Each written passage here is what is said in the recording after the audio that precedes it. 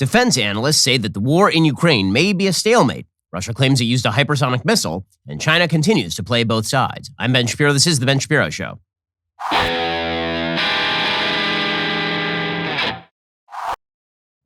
This show is sponsored by ExpressVPN. It's time to stand up against big tech. Protect your data at expressvpn.com/Ben. We'll get to all the news in just one moment. First, you're spending way too much money on everything right now, like all the things, and that includes your cell phone bill. That's not because of inflation. You've been spending too much money on your cell phone bill for years because Verizon, AT&T, T-Mobile, they make you pay for their social initiatives. You're paying for their thousands of retail stores that you have never entered, not even once. Instead, head on over to Pure Talk. Pure Talk will give you killer 5G coverage on the same 5G network as one of the big guys for about half the cost. The average family is saving over $800 a year by making that switch over to Pure Talk. You can keep your number, keep your phone, or you can get huge discounts on the latest iPhones and Androids. Get unlimited talk, text, 6 gigs of data for just $30 a month. And listen, if you still want unlimited data, you can get it and save a fortune. Go to puretalk.com, shop for the plan that's right for you. They have a 30-day risk-free guarantee, so you literally have nothing to lose. Go to puretalk.com, enter promo code Shapiro. You will save 50% off your very first month of coverage. That is puretalk.com, promo code Shapiro. Pure Talk is simply smarter wireless. Stop wasting money on that cell phone bill and start saving money instead by switching over to puretalk.com the way that I did. Use promo code Shapiro to get started. Well, the analysts now say that this war in Ukraine for Russia is looking more and more like it could be a stalemate. According to the Washington Post, Russia's attempt to conquer Ukraine could be headed toward a stalemate as heavy casualties and equipment losses take a toll on unprepared Russian forces that have failed so far to achieve any of their initial objectives, Western officials and military experts say. The front lines have barely moved in more than a week. Russians are being killed or injured at a rate of up to 1,000 a day, according to Western intelligence estimates, and even more, according to Ukrainian ones. Russia has basically been stalled out. They've been unable to take any significant city inside of Ukraine, including Mariupol, where the siege continues. They've been unable to surround Kharkiv. They've been unable to surround Kyiv. They've been unable to cut off weapons shipments into Ukraine. And this is a stunning defeat for Vladimir Putin, who is supposed to be the head of this mighty war machine. And it turns out that they cannot even take over and defeat a nation that has 1/10 of their military budget or so. According to the Washington Post, the ferocity of the Russian assault has only intensified as the advances have slowed, with Russia substituting harsh bombardment of civilian populations for progress on the battlefield. Regular Ukrainians living in cities surrounding or partially surrounded by Russian troops are paying the price for a war effort that began to go wrong in the very first hours. But in the absence of substantive progress on the ground, given the scale of the losses being inflicted on its ranks, Russia's military campaign could soon become unsustainable, with troops unable to advance because they lack sufficient manpower, supplies, and munitions, according to analysts and officials. The next 2 weeks, they say, could be critical in determining the outcome of the entire war. Unless Russia can swiftly improve its supply lines, bring reinforcements, and bolster the flagging morale of the troops on the ground, its goals may become impossible to achieve. Rob Lee, former U.S. Marine, who's now senior fellow at the Foreign Policy Research Institute, he says, I don't think Ukraine forces can push Russian forces out of Ukraine, but I also don't think Russian forces can take that much more of Ukraine. An assessment Saturday by the Institute for the Study of War went further. They said Ukrainian forces have defeated the initial Russian campaign of this war. The conflict has now reached a stalemate. Now, the Russian strategy when it comes to this sort of stuff is if things don't go well for us, then we just up the amount of carnage that we inflict on the enemy. And Russia is firing more and more materiel into civilian centers. Russia is getting harsher and harsher on the civilian centers in Ukraine. And they're also beginning to use weapons that are largely directed at reminding the West to stay out of the conflict directly. So over the weekend, Russia said it twice deployed its newest Kinzhal Dagger hypersonic missile in Ukraine, claiming on Sunday to have destroyed a fuel depot near Mykolaiv. And on Saturday, an underground missile and ammunition storage site in the West. The state news agency RIA Novosti has said the attacks represented the first use of the next-generation weapon since the start of the war in Ukraine. Western analysts said that these were the first time hypersonic missiles had ever been used in combat. Vladimir Putin has described that missile as an ideal weapon. It's designed to be launched from a MiG. It can fly at up to 10 times the speed of sound and, like a slower cruise missile, can maneuver in mid-flight, making it harder for air defense systems to track and intercept. Missiles can be used to deliver conventional warheads at higher speed and more accurately than others. They could also be used to deliver nuclear warheads. And so the reason that Russia is using these, presumably, they say that it's because these are more efficient at destroying underground storage sites. But most people actually think this is just because Russia is attempting to dissuade the West from getting more broadly involved in Ukraine, reminding everybody, yeah, we also have hypersonic missile technology that can evade your air defense systems, and that could theoretically put a nuclear weapon down in a Western city. Meanwhile, Russia is upping the ante in Mariupol, which is located in the southern part of the country. According to the New York Times, firing rockets and bombs from land, sea, air, and probably for the first time from warships in the Sea of Azov, Russian forces broadened their bombardment of the besieged Ukrainian city of Mariupol on Sunday and have forcibly deported thousands of residents, according to city officials and witnesses. Among the freshly devastated was an art school where about 400 residents were hiding, according to city officials who claimed it had been bombed by Russian forces targeting civilians. The number of casualties was not known. Apparently, they had actually written on the ground, the Ukrainians, the word children in Russian right outside of this particular art school, and the Russians had bombed it anyway. Into the fourth week of the Russian assault on the country, the coastal city, a strategic port that would have given Russia control over much of Ukraine's southern coast, has increasingly become a grim symbol of Russian frustration that its superior manpower and weaponry have not forced the quick capitulation of the country. According to the New York Times, the city has been without food, water, electricity, or gas since February 24th. But its situation deteriorated even more over the weekend, with reports of raging street battles and Russian forces successfully conquering 3 neighborhoods. And on Sunday morning, the Azov Battalion, a Ukrainian regiment that has drawn far-right fighters from around the world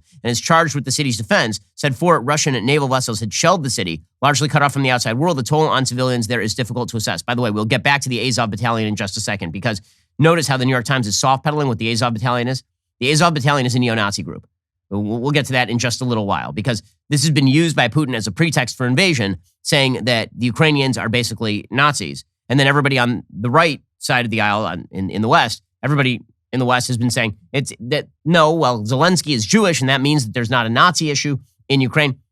Zelensky's resistance to the Russians can be heroic, number one. The Russian predations in Ukraine can be despicable, number two. And also Ukraine can have a Nazi problem, which they do. We'll get to that in just one moment. Last week, a Mariupol theater sheltering hundreds of people was reduced to rubble. The word children was written in huge letters on the pavement there, clearly visible from the air. Even now, the fates of most of those people remain unknown.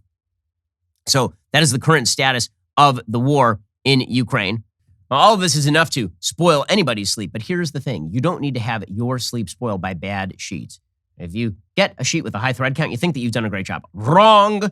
Thread count is not the actual measure of quality. I'll tell you what the measure of quality is. Does your sheet have a tag from Boll & Branch on it? If not, you don't have top quality sheets. It's just that simple. Boll & Branch makes the softest organic sheets on the market. They get better with every wash, and comfort is not their only standard. They use 100% sustainable raw materials. And let me just tell you, these sheets, they're fantastic. So one of my favorite things about their fitted sheets, their signature fitted sheets actually fit your mattress properly. You know how annoying it is when you've been rolling around, you can't fall asleep, you wake up in the morning, your face is just directly on the mattress, which is just gross because you have fitted sheets that slide off the mattress. This will never happen again when you have Boll & Branch, because their signature hemmed sheets are buttery soft, lightweight organic cotton in a classic sateen weave, sheets that get softer over time. And again, they are fitted to your mattress properly. Boll & Branch signature sheets come in 7 beautiful colors in all sizes, from twin all the way on up to California King. They give you a fair price plus a 30-day risk-free trial with free shipping and returns. Experience the best sheets you've ever felt at bollandbranch.com. They're so good, my family threw out all the other ones. Get 15% off your first set of sheets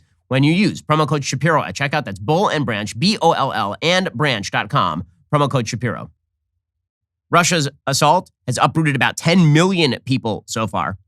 American Secretary of Defense Lloyd Austin says Russia is targeting population centers in order to inflict damage.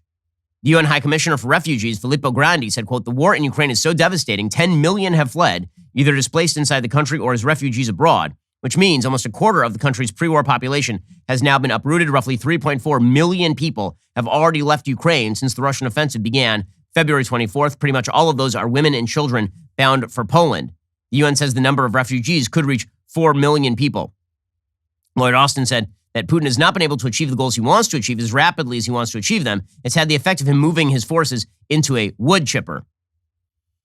Russia's defense ministry on Sunday gave defenders of Mariupol until Monday morning to surrender. They said, "We call on all units of Ukraine's armed forces, the battalions of its territorial defense, and foreign mercenaries to cease their military activities and lay down their weapons." And he basically threatened to raise the city. This is Mikhail Nizintsev, the head of Defense Ministry's National Defense Control Center, according to Interfax. He said, "Otherwise, the military tribunal that awaits you is only a small part of what you deserve." The streets of Kyiv, according to the Wall Street Journal, are mostly deserted at this point. Some city officials suspect more than half of its inhabitants have left, though the exact numbers are not yet known. And the Russian Defense Ministry showed no signs of letting up, even as its own military has taken big losses at this point. On Sunday, the governor of the Crimean city of Sevastopol reported the deputy head of Russia's Black Sea Fleet was killed in the attack on Mariupol, which is, I believe, the fifth or sixth Russian general to die in this attack so far, which is just an insane thing. I mean, the Russian incompetence here is a huge part of the story. And it demonstrates, once again, dictators can generally not trust their own people. Because as it turns out, if you spend all of your time threatening people, everybody just lies to you. And there are all these jokes about the Soviet era where we pretend to plant the potatoes and you pretend to buy the potatoes, right? That is the sort of old Soviet joke, is that when people are threatening to kill you, you will tell them whatever you want to tell them in order to prevent being killed. It turns out all of his generals were telling Putin, everything is going to be fine. Everything is swimmingly. Everything's going swimmingly. Everything's great. Okay, so all of this is prelude to what comes next. And what I mean by that is that now that Russia is stalling out, the question becomes, can Putin afford to not use something like a weapon of mass destruction? Can Putin afford not to completely level cities? Because the alternative, apparently, is just him losing. And if the alternative is him losing, he's boxed in. We've been talking about this for a week.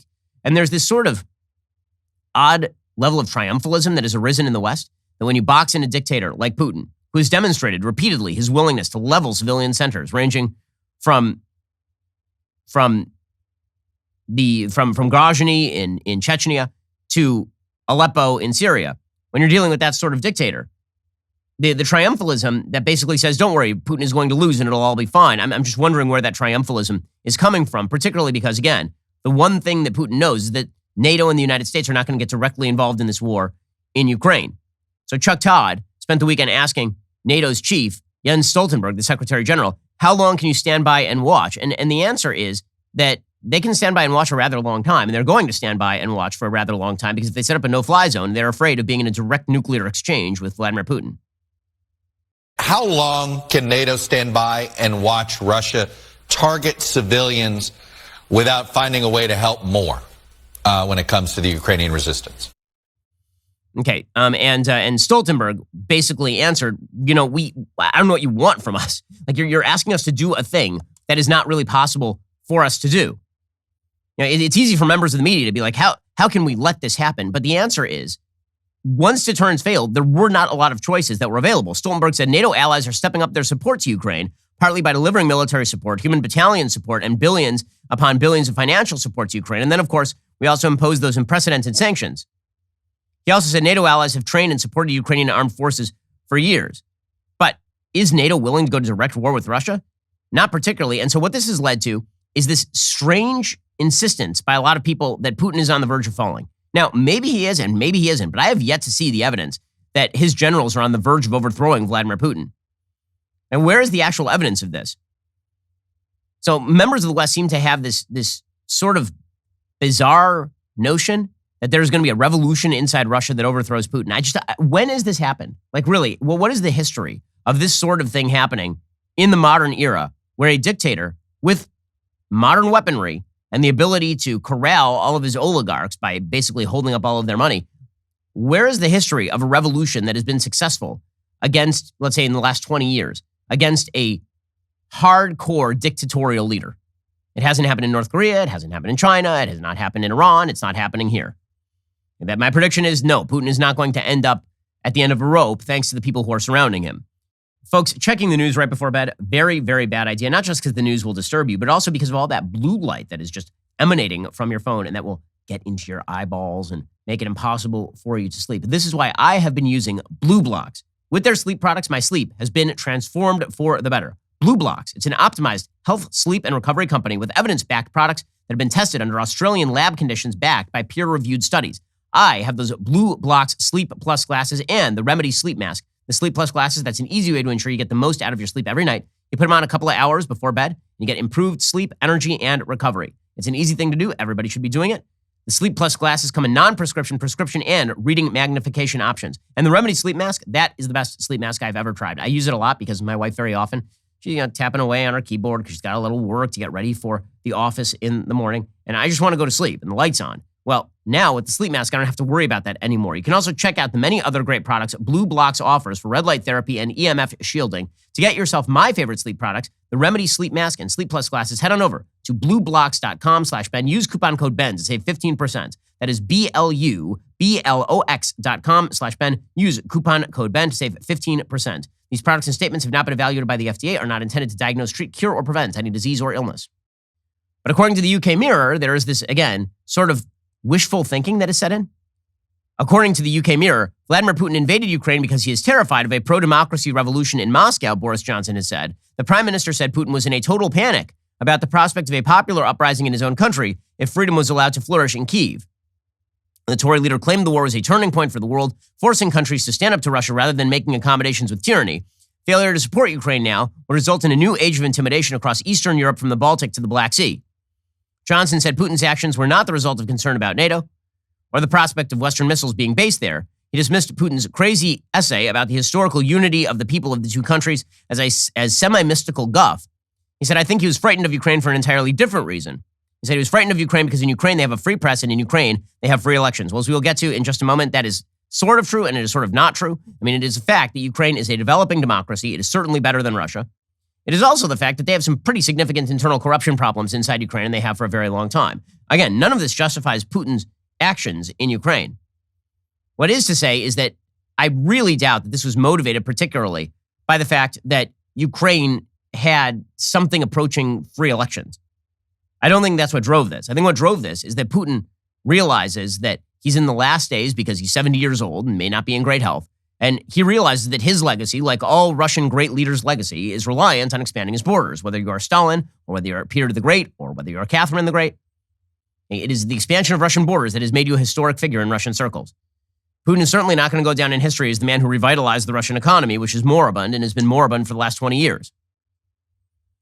But there's something dangerous about this idea that if you just keep pressing Putin and you push him and you push him and you push him, there's not going to be any sort of real backlash from a person who's, again, shown himself willing to kill hundreds of thousands of civilians in places ranging from Syria to Chechnya. There's a piece in the Wall Street Journal, however, that is sort of along the same lines as the Boris Johnson notion. There's a man named Bing West, who's writing for the Wall Street Journal. He says, Biden's objective must be broader. Putin has challenged America as a defender of democracy and of Western values. NATO is providing aid to Ukraine within timorous structures. After Putin muttered threats, Biden forbade the transfer of MiG-29s to be flown by Ukrainian pilots over Ukrainian territory. The administration is clearly hedging. Satellite images show Russian warships gathered off Odessa. These are legitimate targets, but anti-ship missiles are absent from the weapons the administration has approved for Ukraine. Now listen, I'm a fan of sending all of these weapons to Ukraine. I think it's a good idea to send all these weapons to Ukraine. But what Bing West makes the case for is basically going for outright victory here. He must declare that the sanctions crippling Russia will remain in full force with no exit ramps as long as Putin remains in power. Okay, well, if there's no exit ramp, why exactly would Putin settle and then leave? Well, wouldn't he just ramp this up some more? And you're starting to see the same thing with regard to Zelensky. So Zelensky is now operating under the assumption that he's going to have to give up nothing here in order to get Putin to leave. And I just don't know where this is coming from. And Zelensky came out over the weekend. He said, if the Russian peace talks fail, World War III is likely at this point. And as I'll explain in a second, it's going to be on Zelensky to make hard concessions his people are not going to like in order to end this thing. I think that we have to use any format, any chance in order to have a possibility of negotiating, the possibility of talking to Putin. But if these attempts fail, that would mean that this is a third world war. Okay, well, if that's the case, then wouldn't you think at a certain point that you need to start making some sorts of concessions here? But Zelensky is rejecting some concessions because apparently he thinks that he can hold this thing out indefinitely and that Putin is not going to go whole hog, right? He's playing chicken with Putin a little bit. And listen, you understand it on an emotional level. You're a person leading a wartime effort to preserve your country's territorial integrity against a vicious dictator on your border. At the same time, the West has pledged it's not going to get in direct conflict with that dictator. And Putin, as I've said before, the incentive structure is stacked for Putin to actually use weapons of mass destruction in Ukraine. And yet here is Zelensky saying that he is not going to make compromises with regard to territorial integrity. According to the New York Times, Zelensky said on Sunday he would reject any peace agreement requiring Ukraine recognize the independence of two Russian-backed separatist regions. He suggested there could be a model of understanding to be reached on the territories. He said there are compromises for which we cannot be ready as an independent state.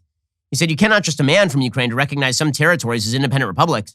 These compromises are simply wrong. He then laid out his vision for an agreement to end the war, prevent future conflicts with Russia, and approach these territories, which are temporarily occupied, referring to those separatist regions. He said if Ukraine was unable to join NATO, he would seek a more limited coalition of countries, including some NATO members, that could help deter future attacks from Russia. He said, I think without negotiations, we cannot end this war. I think all the people who think this dialogue is shallow and that it's not going to resolve anything, they don't understand this is valuable. But do you see Vladimir Putin ending this war without some sort of territorial concessions with regard to Luhansk and Donetsk, which he de facto controls right now? It's very hard to see. If Zelensky's not offering him enough of an off-ramp, I don't blame Zelensky on a moral level. It's all Putin's fault. But on a negotiating level, if you want this thing to end, everybody's going to have to be unhappy with the deal that emerges. Because look, in the end, the reality is that if Putin decides to really go whole hog and he starts using chemical, biological, nuclear weapons in Ukraine, ain't nobody going to do nothing. John Stoltenberg said exactly that over the weekend. He was asked about it. And he basically said, if Putin unleashes chemical weapons in Ukraine, there's not all that much we can do.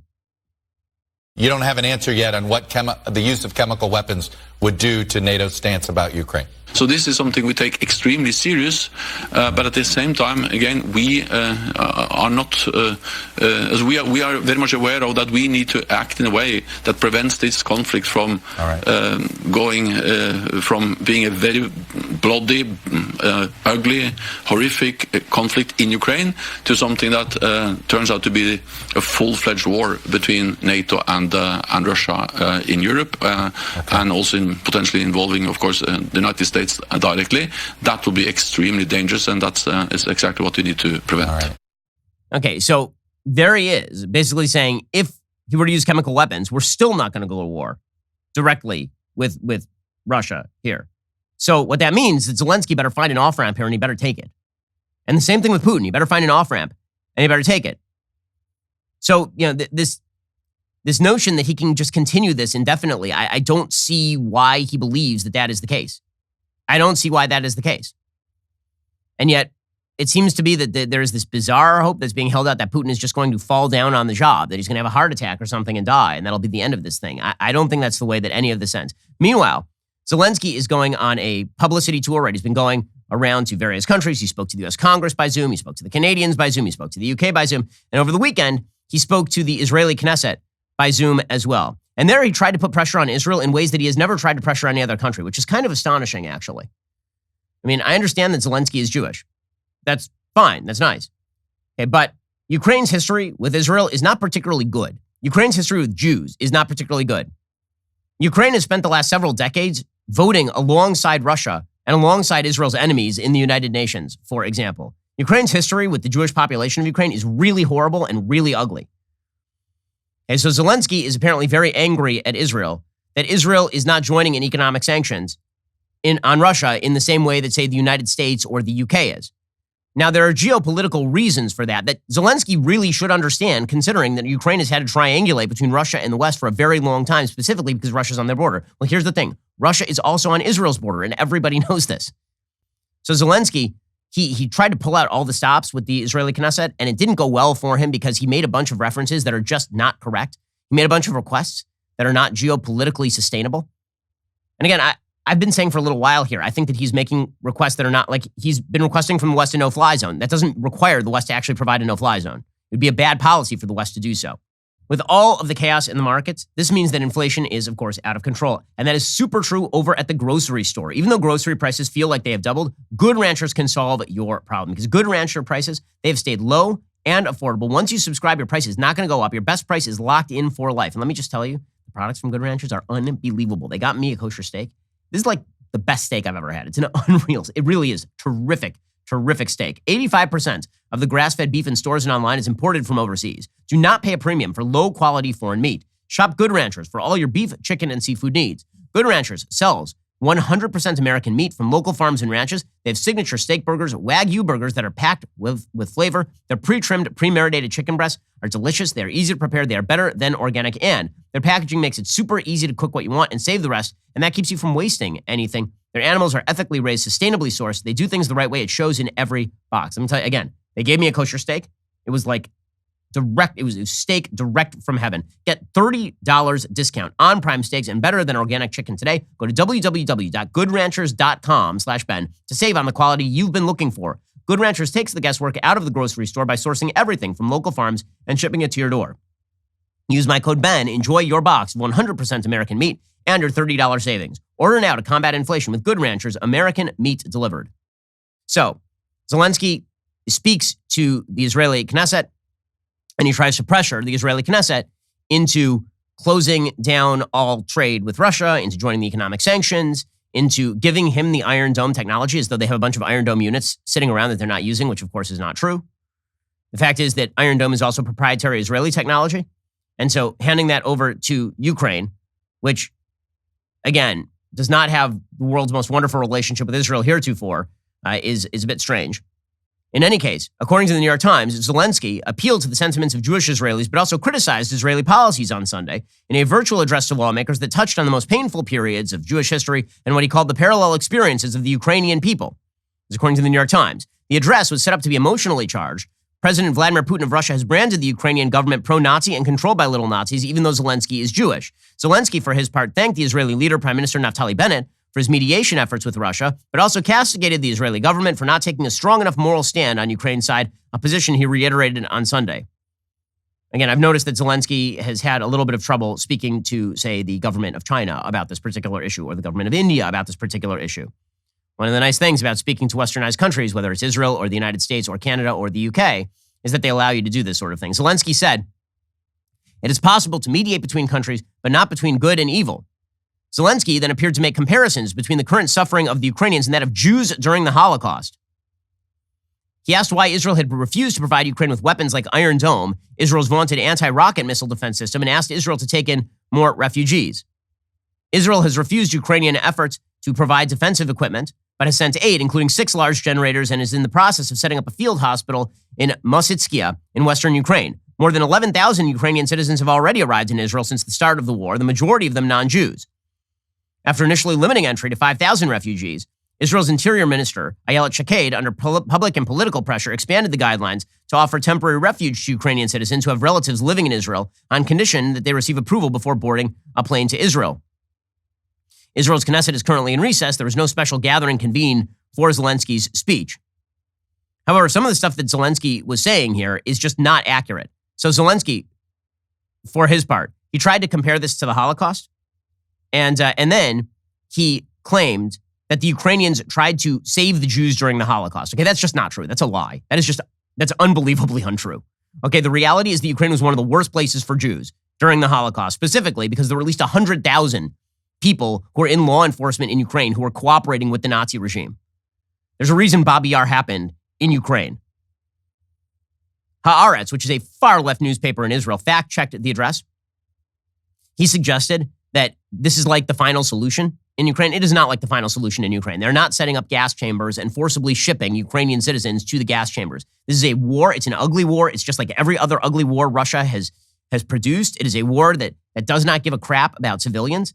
It is an act of evil. War is not the same thing as the Holocaust, the systematic murder of 6 million Jews and millions of other people as well. Like that is not the same thing at all. Zelensky said in the speech to the Israelis, quote, "The Ukrainians made their choice 80 years ago. They rescued Jews." That is just bullshit. I'm sorry, that is not true. According to Haaretz, according to testimonies, Ukrainians helped the Germans find, round up, and transport Jews to the death camps. In many cases, Ukrainians didn't just indirectly assist in the murder of Jews, they killed them directly themselves. Okay, and then Zelensky suggested, you saw Russian missiles hit Kyiv, Babin Yar, and this is their memorial. You know what kind of land it is. More than 100,000 Holocaust victims are buried there. Haaretz says, it's believed the likely target for the strikes was not Babi Yar, but the television tower that had built nearby. Also, again, the Ukrainian government was pretty specifically fine with the Nazi government going in and murdering pretty much every Jew in Ukraine.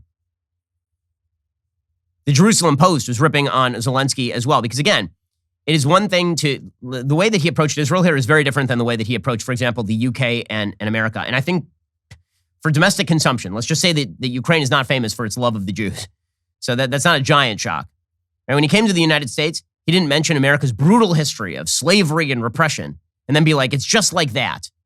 And he didn't mention when he went to the UK, he didn't talk about British colonialism or something. Instead, he sort of mentioned the best of these countries. Then he went to Israel and he tried to compare what's happening to his country to the Holocaust and pretend that Ukrainians were a mass force against Nazi extermination of Jews. That is not true. According to the Jerusalem Post, Lahav Harkov, the comparison did not have the effect Zelensky apparently had hoped for. Rather than stir Israel's leaders and legislators to action and solidarity, the heavy Holocaust comparisons, from saying Moscow is planning a final solution for the Ukrainian question to saying that Israel should save Ukrainians like Ukrainian righteous among the nations save Jews, drew more focus from its audience, which criticized the inappropriateness than Zelensky's appeal for weapons. Communications Minister Yoaz Hendel tweeted, "I appreciate the president of Ukraine and support the Ukrainian people in heart and deed. It's impossible to rewrite the terrible history of the Holocaust." Former cabinet minister Yuval Steinitz, now Likud member of Knesset, went so far as to say, if Zelensky's speech was given in normal non-war times, we would have said it bordered on Holocaust denial. Every comparison between a regular war, as difficult as it may be, and the extermination of millions of Jews in gas chambers in the framework of the final solution is a total distortion of history. The same is true for the claim that Ukrainians helped Jews in the Holocaust. The historic truth is that the Ukrainian people cannot be proud of its behavior of the Holocaust regarding the Holocaust and the Jews.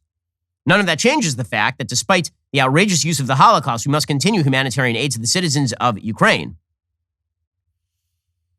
Again, this doesn't have anything to do with the fact that Ukraine is in the right against Russia, but that sort of rhetoric is really, really poorly calibrated. As Lahav Harkov writes over at the Jerusalem Post, when it comes to actually sending weapons or defensive systems like Iron Dome, there's consensus in the cabinet Israel should not get involved in that way. The reason for this is because actually of the United States. That is because right now, Israel, and again, Zelensky should understand this, considering his country borders Russia, and Russia is an aggressive power that has invaded him. Right now, Israel is bordered by Syria. Syria is controlled by Russia. Russia allows Israel to hit Iranian targets inside Syria. The minute that Israel overtly sides with Ukraine, that permission goes away, and suddenly Israel has Iran directly on its doorstep. Because Hezbollah in Syria is run by Iran. Ukrainian officials have repeatedly made demands of Israel that are not possible, like banning Russian channels that aren't even broadcast in Israel, or to place sanctions on Russian officials in a way Israeli law does not even allow.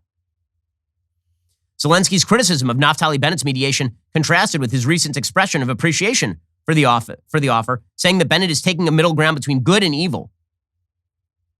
So again, the Israeli people, broadly speaking, support Zelensky in the war against Russia, but geopolitics is a complicated business, and Zelensky knows that. And the way that Zelensky approached this is really, really poorly done. Also worth noting here that Ukraine, it is unfortunate to say this, and it does not mean that Vladimir Putin claiming that he's going in to denazify is legit, because it's not. But Ukraine right now has a very serious anti-Semitism problem that has not stopped.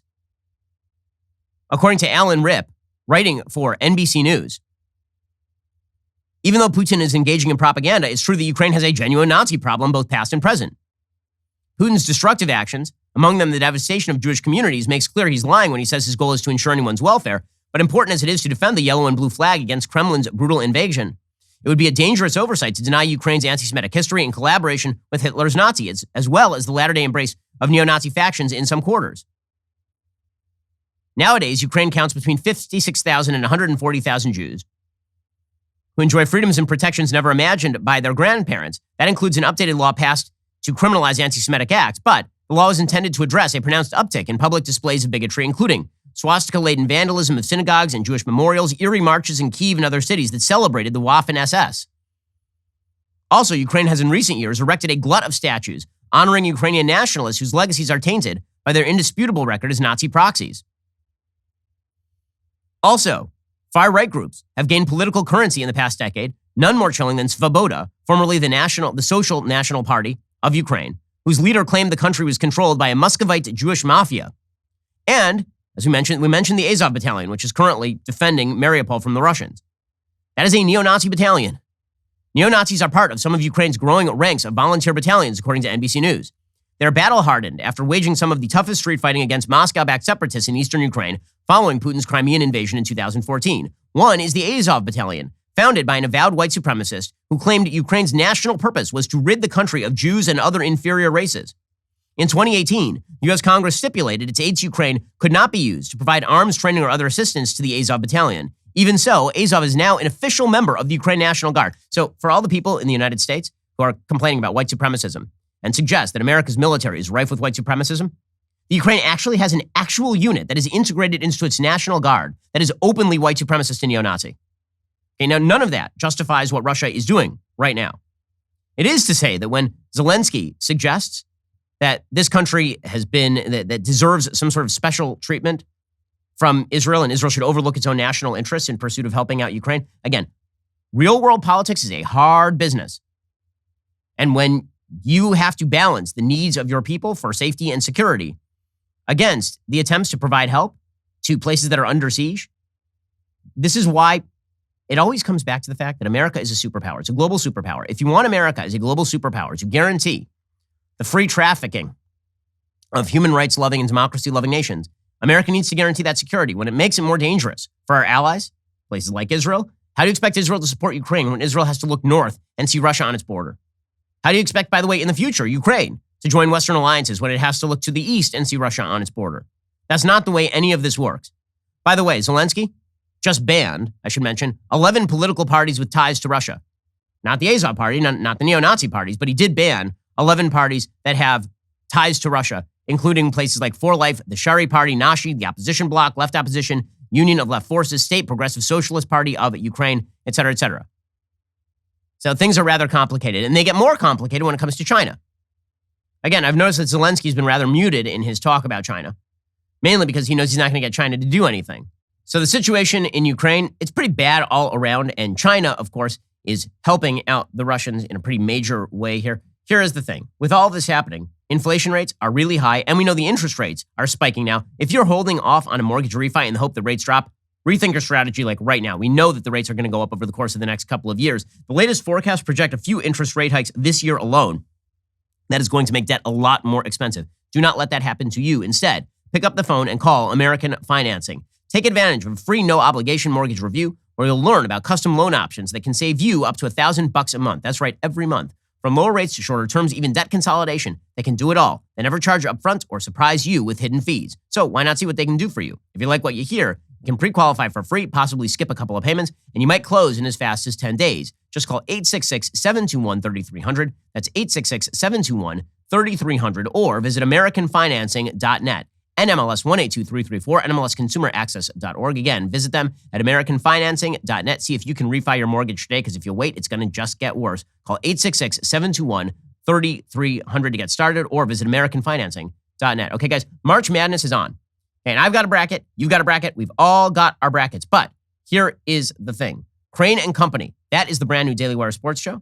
These are the resident basketball experts to get you through this week of high-stake bets and brackets. It's a daily sports show, Crane and Company, hosted by former athletes and coaches Jake Crane, Blaine Crane, David Cohn. They'll give you in-depth sports analysis, informative interviews, predictions, and wagers, and constant live chat engagement with the fans. You need to tune in live today, 3 p.m. Eastern, every weekday at dailywire.com or on YouTube. You can also listen on Apple Podcasts or your platform of choice. Make sure to subscribe. Give the show 5 stars if you like what you hear. I love Crane and Company. I listen to it every single day. I'm kind of into March Madness. I'm really into baseball season, and that's coming up fast now.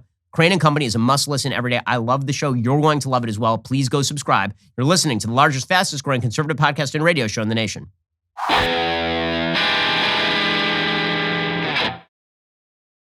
Meanwhile, the situation with regard to China is growing more and more fraught. So China is the big winner from this war. China has been buying up Russian assets on the cheap. China has been asked by Russia to help supply more military materiel. So far, they say they are not doing that. It is unclear whether that is the case or not.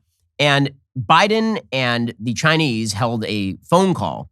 Xi and Biden held a phone call on Friday, and they're giving 2 very different messages after that phone call. So Biden is like, yeah, we have a bit of an understanding here, and China's going to try and do something about all of this, and maybe we can have negotiations in the future. And meanwhile, the Chinese are like, yeah, that sounds great. And then to their own people are like, yeah, we're not doing any of that stuff.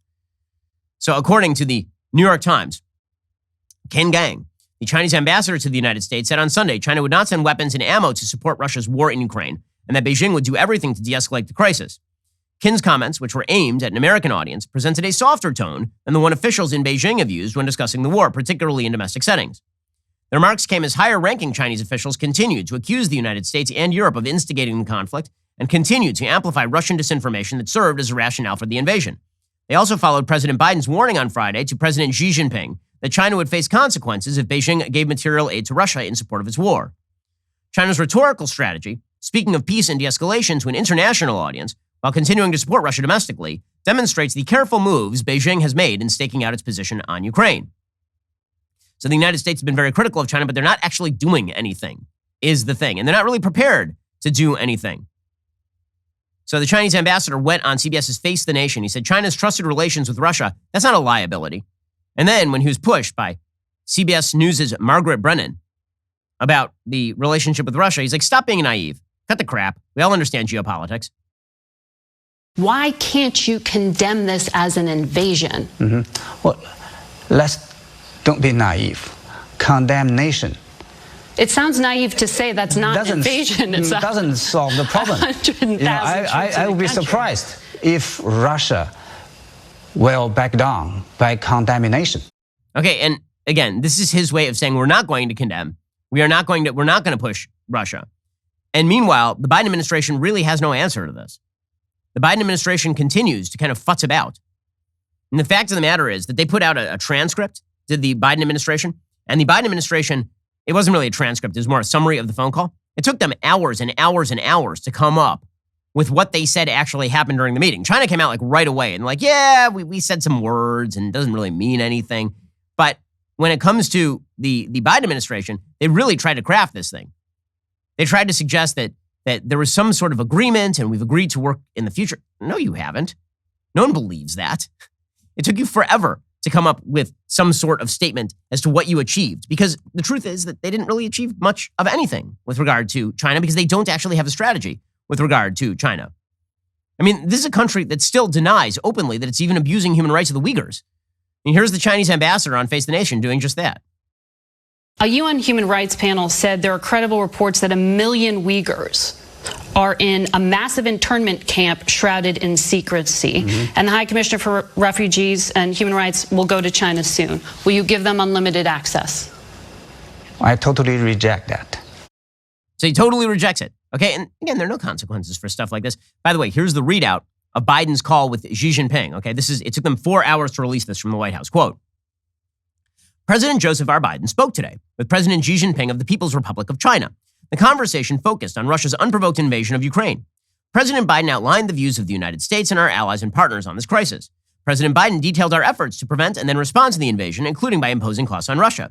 He described the implications and consequences if China provides material support to Russia as it conducts brutal attacks against Ukrainian cities and civilians. The president underscored his support for a diplomatic resolution to the crisis. The two leaders also agreed on the importance of maintaining open lines of communication to manage the competition between our two countries. The president reiterated U.S. policy on Taiwan has not changed and emphasized the United States continues to oppose any unilateral changes to the status quo. The two leaders tasked their teams to follow up on today's conversation in the critical period ahead. Does that sound substantive to you? Anything in there? So when you see what exactly the Biden administration is bragging about, open lines of communication, we talked.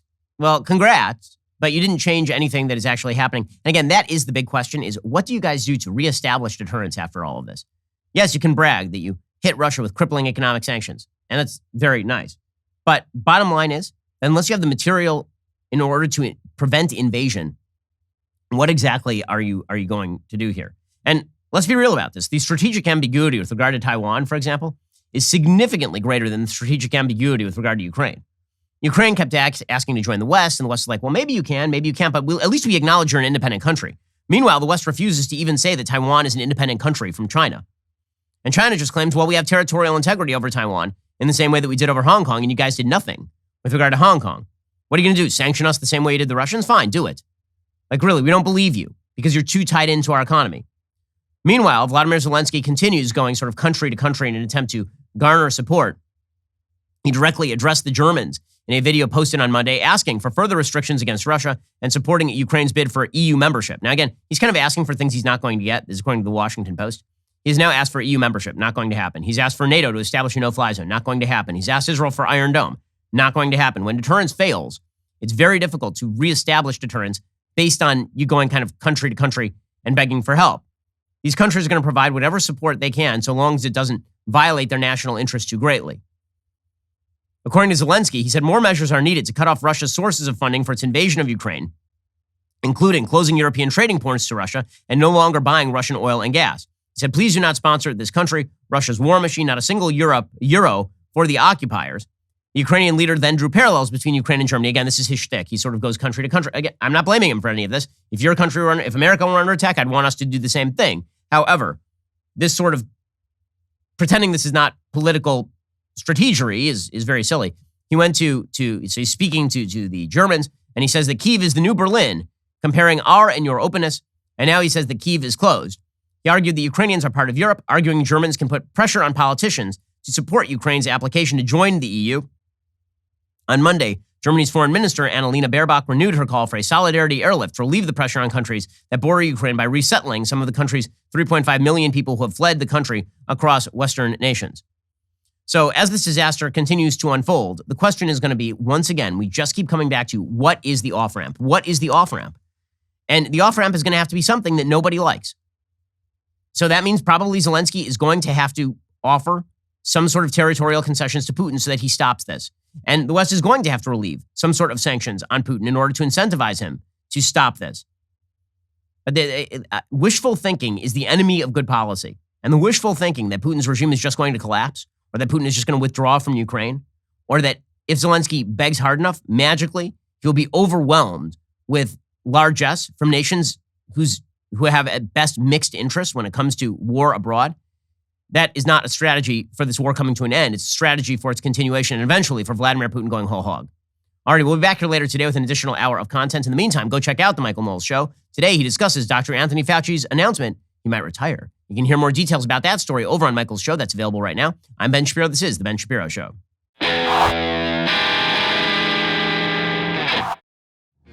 The Ben Shapiro Show is produced by Elliot Feld. Executive producer Jeremy Boring. Our supervising producer is Mathis Glover. And our production manager is Pavel Wydowski. Associate producer Bradford Carrington. Editing is by Adam Sayevitz. Audio is mixed by Mike Coromina. Hair and makeup is by Fabiola Cristina. Production assistant Jessica Crand. The Ben Shapiro Show is a Daily Wire production. Copyright Daily Wire 2022. A hulking dude wins the NCAA Women's Swimming Championship. Dr. Fauci announces he might retire after, just coincidentally, after my expose, Fauci Unmasked, hit the airwaves. And the deep state gets off rigging the election scot-free. Check it out on The Michael Knowles Show.